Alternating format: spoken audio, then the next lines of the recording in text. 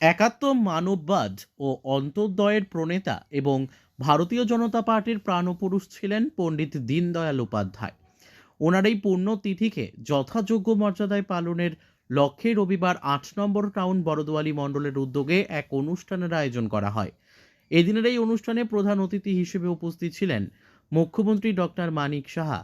এদিন এই অনুষ্ঠান শেষে সংবাদ মাধ্যমের মুখোমুখি হয়ে মুখ্যমন্ত্রী বলেন, স্বাধীনতার পর এই দেশ কোন পথে পরিচালিত হবে তা নিয়ে একটি মিশ্র চিন্তা ভাবনা চলছিল, কিন্তু পরবর্তী সময়ে দেশের কৃষ্টি ও সংস্কৃতিকে সামনে রেখে চলার জন্য দেশের জনগণকে উদ্বুদ্ধ করেছিলেন পণ্ডিত দীনদয়াল উপাধ্যায়। পণ্ডিত দীনদয়াল উপাধ্যায় দৃঢ়ভাবে বিশ্বাস করতেন যে সমাজের অন্তিম ব্যক্তি সুখী না হওয়া পর্যন্ত একটি প্রগতিশীল সমাজ এবং শক্তিশালী জাতি গঠন করা সম্ভব নয়। তাই জাতির সেবায় নিজেকে সম্পূর্ণরূপে সমর্পণ করে দিয়েছিলেন তিনি, এবং ওনার আদর্শ অনুসরণ করে জাতির সেবা করতে প্রতিশ্রুতিবদ্ধ ভারতীয় জনতা পার্টি। দেশের অন্তিম ব্যক্তি পর্যন্ত সকল সুযোগ সুবিধে পৌঁছে দিতে একের পর এক প্রকল্প রূপায়ণ করে চলেছেন দেশের প্রধানমন্ত্রী নরেন্দ্র মোদী।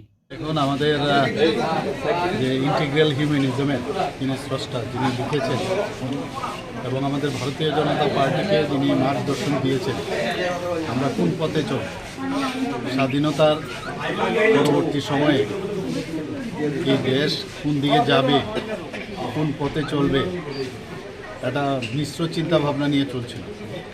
কিন্তু পরবর্তী সময়ে আমাদের পণ্ডিত দীনদয়ালজি উনি বললেন যে না, এইভাবে হবে না, আমাদের কৃষ্টি সংস্কৃতি আমাদের দেশে সেটাকে সামনে রেখে আমাদের চলতে হবে। তো সেটাকে সামনে রেখে উনি ইন্টিগ্রাল হিউম্যানিজম, একাত্ম মানববাদ তৈরি করেছেন, এবং তার উপর ভিত্তি করে আজকে আমাদের যশস্বী প্রধানমন্ত্রী নরেন্দ্র মোদীজি দেশকে এগিয়ে দিয়েছেন।